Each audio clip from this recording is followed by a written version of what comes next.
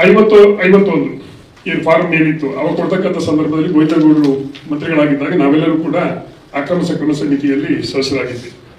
ಅವತ್ತು ಸಾಗುವಳಿ ಚೀಟಿ ಕೊಟ್ಟಿರ್ತಕ್ಕಂಥದ್ರಲ್ಲಿ ಇವತ್ತು ಕೂಡ ಕೆಲವುದಕ್ಕೆ ಖಾತೆ ಆಗಿಲ್ಲ. ಕಾರಣ ಇಷ್ಟೇ, ಹಿಂದೆ ಹೇಗಿತ್ತು ಅಂದ್ರೆ ವಿಭಿನ್ನ ದಾಖಲಾತಿಗಳಲ್ಲಿ ಎಲ್ಲವೂ ಕೂಡ ಕಂದಾಯ ಭೂಮಿಯಲ್ಲೇ ಕಂದಾಯ ದಾಖಲಾತಿಗಳಲ್ಲಿ ಎಲ್ಲ ಭೂಮಿಗಳು ವರ್ಗೀಕರಣ ಆಗಿದ್ವಿ.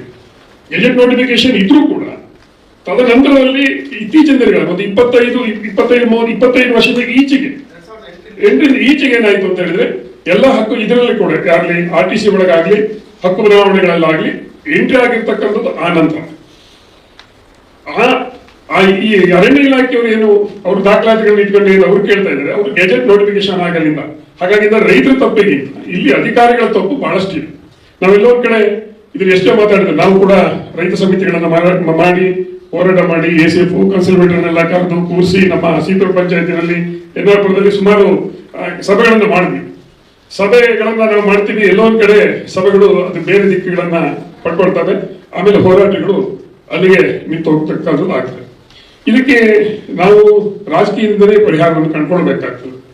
ಇದು ನ್ಯಾಯಾಲಯದಲ್ಲಿ ನಮ್ಗೆ ನ್ಯಾಯ ಸಿಕ್ಬಿಡ್ತದೆ ಅಂತಕ್ಕಂಥದ್ದು ಇಲ್ಲ.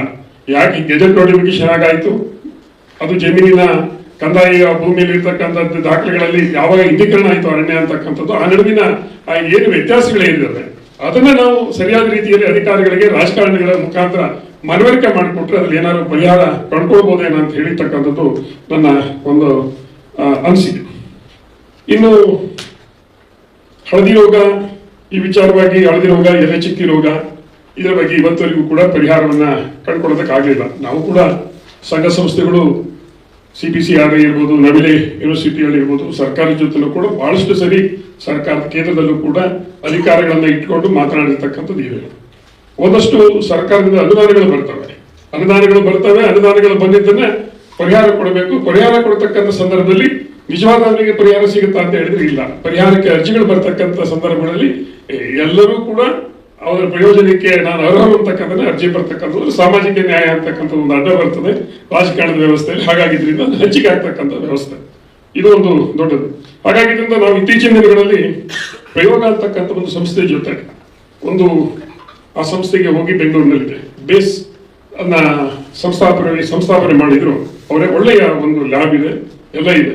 ಅವ್ರ ಜೊತೆ ನಾವು ಅಡಿಕೆ ಇಲ್ಲಿ ಎಲ್ಲ ಬೆಳೆಗಾರದ್ದು ಮಾರಾಟ ಮಾಡ್ತಕ್ಕಂಥ ಸಹಕಾರ ಸಂಘಗಳಿದ್ದೀವಿ. ನಾವು ಹೋಗಿ ಇದಕ್ಕೆ ಎಲ್ಲರಿಗೂ ಪರಿಹಾರ ಆಗ್ಬೇಕು ಅಂತಕ್ಕಂಥದ್ದನ್ನ ಅವ್ರ ಜೊತೆ ಮಾತಾಡಿದೀವಿ. ಅವ್ರು 1 ಕೋಟಿ ರೂಪಾಯಿಗೆ ಆಗಷ್ಟು ಒಂದು ಬಡ್ಜೆಟ್ ಕೊಟ್ಟಿದ್ದಾರೆ.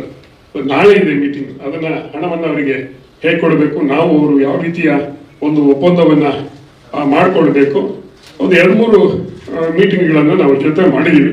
ಅದ್ರ ಉತ್ತರ ಬರಬೇಕು. ಅದಕ್ಕೆ ನೋಡೋಣ, ಅದಕ್ಕೆ ಒಂದು ಪ್ರಯತ್ನ ಅಡಿಕೆ ಸಹಕಾರ ಮಹಾಮಂಡಲ ಅಂತ ಹೇಳಿದ್ರೆ ಅಡಿಕೆ ಮಾರಾಟ ಮಾಡ್ತಕ್ಕಂಥ ಎಲ್ಲ ಸಹಕಾರ ವ್ಯವಸ್ಥೆಯಿಂದ ಅದು ಮಾಡ್ತಕ್ಕಂಥದ್ದು ಒಂದು ವ್ಯವಸ್ಥೆ ಆಗಿದೆ. ಇನ್ನು ಬೆಳೆಗಾರರಿಗೆ ಹೋರಾಟ ಮಾಡ್ತಕ್ಕಂಥದ್ರಲ್ಲಿ ಒಂದು ಕೇಂದ್ರ ಸರ್ಕಾರ ಮತ್ತು ನ್ಯಾಯಾಲಯದಲ್ಲಿ 2 ಗುಟ್ಕಾಕ್ಕೆ ಸಂಬಂಧಪಟ್ಟಿರ್ತಕ್ಕಂಥದ್ದು ಇದೆ. ಅದಕ್ಕೂ ಕೂಡ ನಾವು ಮಹಾಮಂಡಳದ ವತಿಯಿಂದ, ಅಂದ್ರೆ ಮಹಾಮಂಡಳ ಅಂತ ಹೇಳಿದ್ರೆ ಅಡಿಕೆ ವ್ಯವಹಾರ ಮಾಡ್ತಕ್ಕಂಥ ಎಲ್ಲ ಸಹಕಾರ ಸಂಸ್ಥೆಗಳು ಸೇರಿಬಿಟ್ಟು ಒಂದು ಒಕ್ಕೂಟವನ್ನು ಮಾಡಿಕೊಂಡಿದೆ. ಅದಕ್ಕೆ ಆಯಾ ಸಂಸ್ಥೆಯಲ್ಲಿ ಏನು ಅಡಿಕೆ ಬರುತ್ತೆ, ಆ ಅಡಿಕೆ ಬರ್ತಕ್ಕಂಥ ಅಡಿಕೆ ಮೂಟ ಮೇಲೆ 2 ರೂಪಾಯಿನ ಅದು ಹೋರಾಟಕ್ಕೆ ಸಂಘಟನೆಗೆ ಕೊಡಬೇಕು ಅಂತಕ್ಕಂಥ ನಿಟ್ಟಿನಲ್ಲಿ ನಾವು ಮಾಡಿದ್ದೀವಿ. ಇದರಿಂದ ಈಗಾಗಲೇ ಸುಮಾರು ಕಡೆ ಒಂದು ನ್ಯಾಯಾಲಯದಲ್ಲಿ ಅನೇಕ ಸಮಸ್ಯೆಗಳಿದ್ವು. ಅದಕ್ಕೂ ಕೂಡ ಅಡಿಕೆ ಗುಣಮಟ್ಟ, ಹೊರಗಡೆ ದೇಶದಿಂದ ಬರ್ತಕ್ಕಂಥ ಅಡಿಕೆ ಒಳ್ಳೆ ಗುಣಮಟ್ಟದ್ದು ಇಲ್ಲ ಅಂತಕ್ಕಂಥದ್ದನ್ನ ನಾವು ಏಡ್ ಮುಖಾಂತರ ಒಂದು ಲ್ಯಾಬ್ ಇದೆ, ಅಲ್ಲಿ ಪರೀಕ್ಷೆ ಮಾಡಿದ್ವಿ. ನಮ್ಮೇ ಕೇಸ್ ಹಾಕಿದ್ದಾರೆ ಕೇರಳ ಕೋರ್ಟಲ್ಲಿ. ಅದನ್ನು ಕೂಡ ಒಂದು ಹೋರಾಟವನ್ನು ಮಾಡ್ತಾ ಇದ್ದೀವಿ. ನ್ಯಾಯಾಲಯಕ್ಕೆ ತರಿಸಬೇಕಾದಾಗ ನಿಟ್ಟೆ ಯೂನಿವರ್ಸಿಟಿ ಜೊತೆ ಒಂದು ಅಡಿಕೆ ಆರೋಗ್ಯಕ್ಕೆ ಹಾನಿಕರ ಅಲ್ಲ ಅಂತಕ್ಕಂಥದ್ದು ಒಂದು ಯೋಚನೆಯನ್ನು ಮಾಡಿ ಅಲ್ಲೂ ಕೂಡ ಒಂದು ರಿಪೋರ್ಟ್, ಒಂದು ಉತ್ತಮವಾಗಿರ್ತಕ್ಕಂಥ ರಿಪೋರ್ಟ್ ಬಂದಿದೆ. ಒಂದು ರಾಮಯ್ಯ ಹಾಸ್ಪಿಟಲ್ ಅಲ್ಲಿ ಬಂದಿದೆ. ಕೆಲವು ವಾದ ಇದೆ, ಇವು ಯಾವ ರೆಕಗ್ನಿಷನ್ ಇಲ್ಲ ಅಂತ. ನಾವು ತಿಳ್ಕೊಂಡಿಗೆ ರೆಕಗ್ನಿಷನ್ ಇದೆ ಅಂತಕ್ಕಂಥ ಒಂದು ನಿಟ್ಟಿನಲ್ಲಿ, ಮತ್ತು ಇಲ್ಲ ಅಂತ ಹೇಳಿದ್ರೆ ನಾವು ಸರ್ಕಾರದ ಸ್ವಾಮ್ಯದಲ್ಲಿರ್ತಕ್ಕಂಥ ಸಂಸ್ಥೆಗಳಲ್ಲಿ ಮಾಡಬೇಕು, ಅದು ಯಾವುದು ಕೂಡ ನಮಗೆ ಪೂರ್ವವಾಗಿರ್ತಕ್ಕಂಥ ಉತ್ತರ ಬರುತ್ತೆ ಅಂತಕ್ಕಂಥದ್ದು ಇಲ್ಲ. ನ್ಯಾಯಾಲಯದಲ್ಲಿ ಹೋದಂತ ಸಂದರ್ಭದಲ್ಲಿ ನಾವು ಏನು ಅದಕ್ಕೆ ಪೂರ್ವ ಸಿದ್ಧತೆಯಿಂದ ಉತ್ತರ ಕೊಡಬೇಕು, ಅದಕ್ಕೆ ಒಂದು ತಯಾರಿಯನ್ನ ಮಹಾಮಂಡಲ ಈ ಸಂದರ್ಭದಲ್ಲಿ ಮಾಡ್ತಾ ಇದೆ ಅಂತಕ್ಕಂಥ ಮಾತನ್ನ ಈ ಸಂದರ್ಭದಲ್ಲಿ ಹೇಳ್ತೇವೆ. ಇನ್ನು ಅವ್ರು ಹೇಳಿದ್ರು ಕದಂಬ ಒಂದು ಉದಾಹರಣೆ ಕೊಟ್ಟು ಇಲ್ಲಿ ಉತ್ಪನ್ನಗಳನ್ನ ಸಹಕಾರ ವ್ಯವಸ್ಥೆಗಳು ಮಾಡಬಹುದಾ ಅಂತ. ಖಂಡಿತವಾಗಿ ಮಾಡಬಹುದು, ಇಚ್ಛಾಶಕ್ತಿ ಬಹಳ ಮುಖ್ಯ. ಅದು ಇಲ್ಲ ಅಂತ ಹೇಳಿದ್ರೆ ಬಹಳ ಕಷ್ಟ ಆಗ್ತದೆ. ನಾವು ಇಲ್ಲಿ ತೆಗಿ ಒಂದು ಮಾರ್ಕೆಟ್ ಇರಲಿಲ್ಲ, ತೆಂಗಿಗೆ ಸಹಕಾರಿ ವ್ಯವಸ್ಥೆಯಿಂದ ಒಂದು ಮಾರ್ಕೆಟ್ ಅನ್ನು ಮಾಡಿದ್ವಿ. 5 ವರ್ಷಗಳಿಂದ 4-5 ವರ್ಷಗಳಿಂದ ಸತತ ನಷ್ಟವನ್ನೇ ಅನುಭವಿಸಿದ್ವಿ. ಅದರಲ್ಲಿ ಈ ವರ್ಷ ಅದರಲ್ಲಿ ಒಂದು 50,000 ರೂಪಾಯಿ ಪ್ರಾಫಿಟ್ ಅನ್ನು ಕಟ್ವಿ ನಮ್ಮ ಸಂಸ್ಥೆ. ಏನಲ್ಲ ನಾವೆಲ್ಲರೂ ಕಟ್ಬೇಕು, GST ಬರಲ್ಲ ಅಂತೆ, ಸೆಸ್ ಬರುತ್ತೆ. ನಾವು ಮಾರ್ಕೆಟ್ ಅಲ್ಲಿ ತೆಂಗಿನಕಾಯಿ ಖರೀದಿ ಮಾಡ್ಬೇಕಾದ್ರೆ ಸೆಸ್ ಬರುತ್ತೆ. ನಾವು ಇವತ್ತು ರೈತರಿಗೆ ಇವತ್ತು ತೆಂಗಿನಕಾಯಿನ ಏನ್ ರೇಟಿಗೆ ಕೊಡ್ತೇವೆ ಅಂತಕ್ಕಂಥದ್ದು ಧಾರಣೆ ಹಾಕ್ತೀವಿ, ಏನು ಮಾರಾಟ ಮಾಡ್ತೀವಿ ಅಂತಕ್ಕಂಥ ಧಾರಣೆ ಕೂಡ ಇದೆ. ನಾವು ತೀರ್ಥಹಳ್ಳಿ, ಎನ್ನಾರ್ಪುರ ಮತ್ತು ಕೊಪ್ಪದಲ್ಲಿ ಅದನ್ನ ಮಾಡ್ತಕ್ಕಂಥದ್ದು. ಮತ್ತೆ ಇನ್ನೊಂದು ಯಾವುದೇ ವಸ್ತುವನ್ನು ತಯಾರು ಮಾಡ್ತಕ್ಕಂಥದ್ದು ದೊಡ್ಡ ವಿಷಯ ಆಗೋದಿಲ್ಲ. ಮಾರುಕಟ್ಟೆ ಬಹಳ ಮುಖ್ಯ. ಮಾರುಕಟ್ಟೆಯನ್ನ ನಾವು ಹೇಗೆ ಒದಗಿಸ್ಬೇಕು ಅಂತಕ್ಕಂಥದ್ದು, ಆಮೇಲೆ ಗುಣಮಟ್ಟದ ವಸ್ತುಗಳನ್ನು ಹೇಗೆ ತಯಾರು ಮಾಡಬೇಕು ಅಂತಕ್ಕಂಥದ್ದನ್ನ ಅವೇರ್ನೆಸ್ ಕೊಡ್ಬೇಕಾಗ್ತದೆ. ನಾವು ಇದರಲ್ಲಿ 2-3 ಸಂಸ್ಥೆಗಳಲ್ಲಿ ನಾವು ಸ್ಥಳೀಯವಾಗಿ ಉತ್ಪನ್ನಗಳನ್ನು ಮಾಡಿರ್ತಕ್ಕಂಥದ್ದನ್ನ ಮಾರುಕಟ್ಟೆ ಮಾಡೋದಕ್ಕೆ ಹೋಗಿ ಕೈ ಸುಟ್ಕೊಂಡಿರ್ತಕ್ಕಂಥದ್ದು. ಗುಣಮಟ್ಟ ಬಹಳ ಇಲ್ಲಿ ಮುಖ್ಯ ಆಗ್ತದೆ. ಒಂದು ಹಲಸಿನ ಹಪ್ಪಳ ಮಾಡಬೇಕು ಅಂತಿದ್ರೆ ಅದಕ್ಕೆ ಒಂದೇ ರೀತಿಯಲ್ಲಿ ಎಲ್ಲರಿಗೆ 10 ಜನ ಮಾಡಲಿ 20 ಜನ ಮಾಡಲಿ ಅವ್ರಿಗೆ ನಾವು ತರಬೇತಿಯನ್ನು ಕೊಡಬೇಕಾಗ್ತದೆ. ಈ ಸಿರ್ಸಿ ಭಾಗದಲ್ಲಿ ಏನಾಗ್ತದೆ ಅಂತ ಹೇಳಿದ್ರೆ ಆ ತರದ ಕಾರ್ಯಕ್ರಮಗಳಾಗ್ತದೆ. ಅಲ್ಲಿ ರೈತರಲ್ಲಿ ಆಸಕ್ತಿ ಇದೆ. ಇಲ್ಲಿ ಅದು ಮಾಡೋದಕ್ಕೆ ನಾವು ಅದನ್ನ ಯೋಚನೆ ಮಾಡಿದ್ವಿ, ಅದು ಬಹಳ ಕಷ್ಟ ಇದೆ. ಈಗ ಹಾಗೆ ನನ್ನ ಕೇಳಿದ್ರೆ ನಾನು ಆ ಉತ್ಪನ್ನವನ್ನು ಮಾಡ್ತೀನಿ. ನನ್ನ ಮನೆಯಲ್ಲಿ ನನ್ನ ತೋಟದಲ್ಲಿ ಆಗ್ತಕ್ಕಂಥದ್ದು ಹೆಚ್ಚು ಕಡಿಮೆ 1 ಲಕ್ಷ ಹಪ್ಪಳವನ್ನು ನಾವು ಮಾಡ್ತೀವಿ. ಅದಕ್ಕೆ ನಾವು ನಾವೆಲ್ಲೂ ಕೂಡ ಮಾರುಕಟ್ಟೆಯನ್ನು ಹುಡ್ಕೊಂಡು ಹೋಗೋದಿಲ್ಲ, ಆಗುತ್ತೆ. ಅಡಿಕೆ ಬೆಳೆದಿದ್ರಲ್ಲಿ ರೋಗ ಬಂತು. ನನಗೂ ಕೂಡ ಇತ್ತೀಚಿನ 6-7 ವರ್ಷಗಳಲ್ಲಿ ಹಳದಿ ರೋಗ ಬಂದು ಸುಮಾರು 120 ಕ್ವಿಂಟಲ್ ಆಗೋದು ಈ ವರ್ಷ ಒಂದು 20 ಕ್ವಿಂಟಲ್ ಬಂದಿದೆ. ಸಡನ್ ಆಗಿ ಇದಾಗಿದೆ. ಅಡಿಕೆಯಲ್ಲಿ ಮೌಲ್ಯವರ್ಧನೆ ಮಾಡಬೇಕು ಅಂತ ಹೇಳಿ ಅಡಿಕೆ ಹಾರವನ್ನ ನಾವು ಮಾಡಿದ್ದೇವೆ.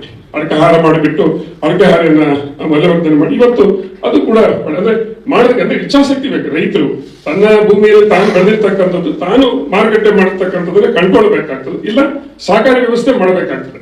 ಸಹಕಾರಿ ವ್ಯವಸ್ಥೆ ಮಾಡಬಹುದು.